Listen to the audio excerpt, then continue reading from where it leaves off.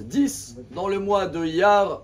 Et aujourd'hui, on est dans le 25e jour dans le compte du Homer. Ce qui veut dire qu'on a traversé déjà un petit peu plus que la moitié. Et on a un travail à faire, un super travail. On a compris ensemble que chaque semaine, sur les 7, c'est un travail différemment. Première semaine, c'était la semaine de Pessah, c'était beaucoup le travail de la bonté.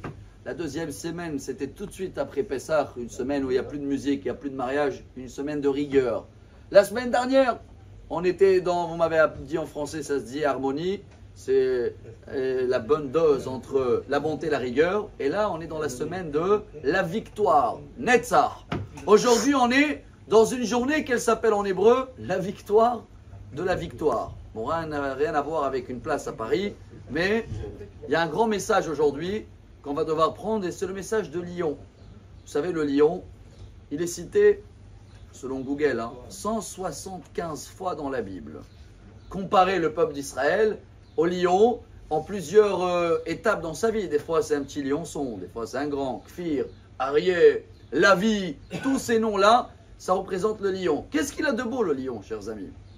Le lion, sur 10 fois, il va à la chasse, 9 fois, il va échouer. Mais pourquoi c'est un gagnant? Pourquoi c'est une victoire?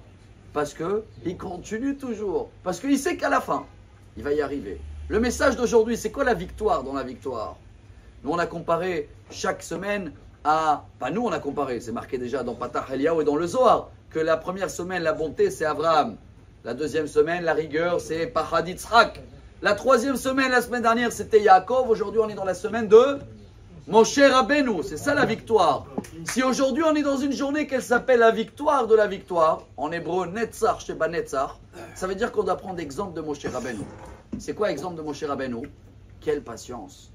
Moshe Rabbeinu, même s'il savait qu'il ne rentre pas en Israël, il savait que la mission, elle se termine, il pouvait traîner, il pouvait attendre. Pas du tout. Tout de suite, il est parti faire la guerre de Midian. Et il a tout fait jusqu'à la fin, parce que voilà notre secret dans le peuple d'Israël.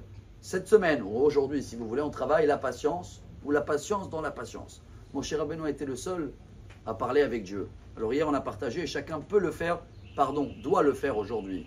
Prendre ce qui s'appelle en hébreu, dans le langage breslevique, Hitbodedut. Ça veut dire quoi? Faire comme Moshe Rabbeinu qu'il a fait avec Dieu. Malgré tout ce qu'il devait supporter et patienter, c'est la même racine en hébreu. Lisbol, c'est supporter. Savlanout, c'est patienter. Malgré tout cela, quand il avait un problème, il parlait avec Dieu. On ne parle pas assez avec Dieu. Alors, si on veut avoir la force comme le lion, que même si des fois on va échouer, ou même souvent, et des fois c'est dans plusieurs domaines, et bien si on veut quand même avoir la victoire, ou plutôt la victoire de la victoire, alors on va travailler beaucoup notre patience et on va parler aujourd'hui un petit peu au bon Dieu. On le demande où on a besoin l'aide à lui pour comme ça notre victoire, avec l'aide de Dieu, sera la victoire de la victoire. Bonne journée. Amar Rabbi Elazar. Amar Rabbi